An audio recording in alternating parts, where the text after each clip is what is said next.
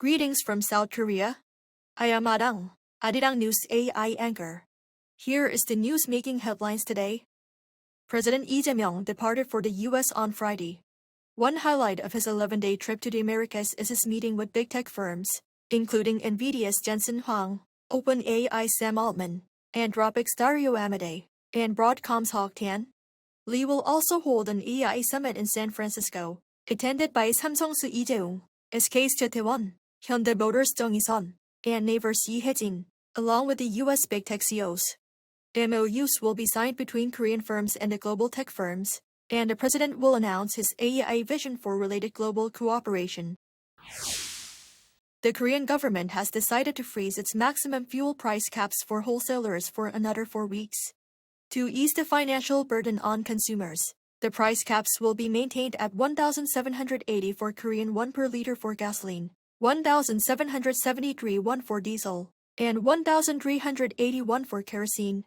While international oil prices have been fluctuating around $100 per barrel, the government hopes this freeze will stabilize domestic fuel costs and curb overall inflationary pressures for everyday consumers.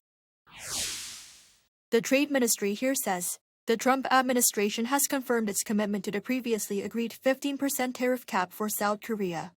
The statement comes in response to rampant concerns of potentially higher U.S. tariffs under Section 301.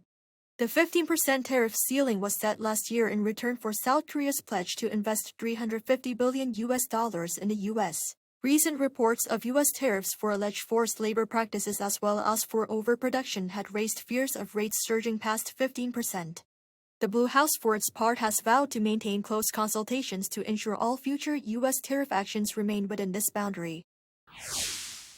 North Korea is reportedly hosting a series of events to mark the upcoming July 27th anniversary of the Korean War armistice, which the regime promotes internally as Victory Day. State media reported Friday that labor unions and agricultural groups organized poetry sessions and musical performances praising the regime's founder Kim Il-sung. State outlets also published daily articles highlighting alleged military achievements from the 1950 to 1953 conflict, which ended in a ceasefire rather than a peace treaty. Meanwhile, foreign diplomats stationed in Pyongyang, including delegates from China and Russia, were taken on guided tours of war historic sites. An appeals court here in Seoul on Friday ordered SK Group chairman Choi Tae-won to pay 944 billion Korean won, roughly $640 million, in cash in a property settlement to his former wife, No So-young. The division ratio was set at 2/3 for Choi and 1/3 for No.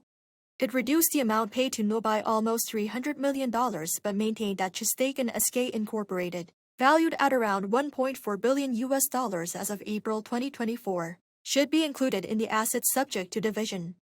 However, the court did not recognize alleged slush funds tied to No's late father, former President No Tae-woo, as part of her contribution to the couple's wealth.